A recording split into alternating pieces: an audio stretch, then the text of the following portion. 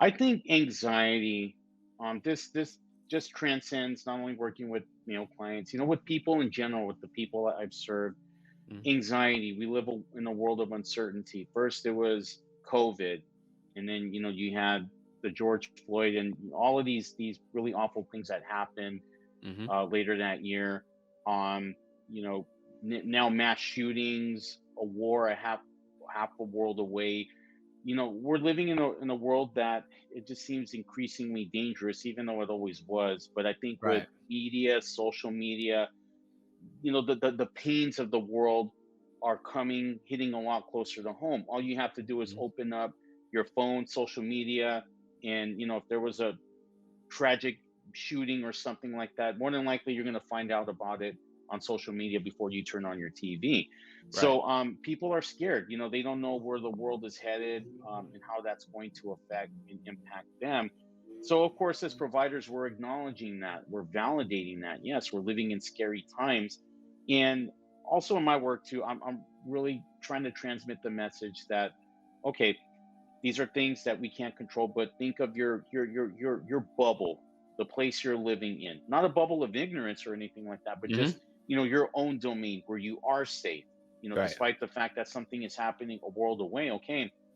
But, think of how there's so many degrees of separation between you and that, but you're safe in your home. You have your family, you have your friends, you have all of these things that not only matter, but they bring it all back to, but my life is still going on despite these tragedies. It's like even Right. too, when we go through grief and loss of a family member, friend, someone close to us, yes, of course we're going to be dealing with the emotional fallout of that, and we are also going to move forward with our lives. We could still honor the grief, we could still feel the grief and the emotions that come with it.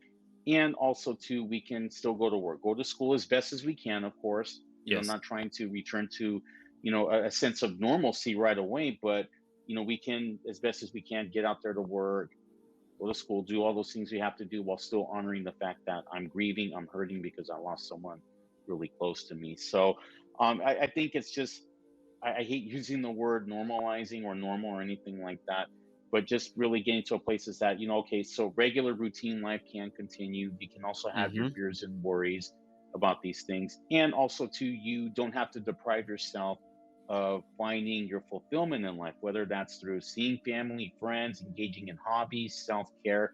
There's still a life to be lived out there. Yes. And it's just making sure you're getting as many slices of that fulfillment pie or pizza that you can get, as just again things happening half a world away or whatnot. Okay, they affect us emotionally, but within our close proximity, unless the tragedy happens right in front of us, we press forward with life, and remembering too that life is not just dealing with strong emotions, tragedies, and things like that. Life is also fulfillment, happiness, joy, seeking that in those ways we can, those healthy ways, of course, Yes, but sir. the idea of whole life balance in that Yes, regard. absolutely.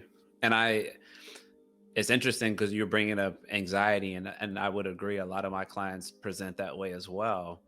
And especially when they tell me some of the challenges that they have, one of the first things I mention, because you were just talking about a lot of the things out of our control that are happening in our society and also abroad, is limiting the exposure of how much of that content that you're consuming, because that's something that we can control. Like you just said, we have our bubble of information space, and we're not promoting ignorance, but we are saying you must protect your peace. Mhm. And there's only so much of that information that you can continuously consume before you're going to get overwhelmed by it. And then you might feel more extreme emotions. Maybe you become very sorrowful. Maybe you become cynical.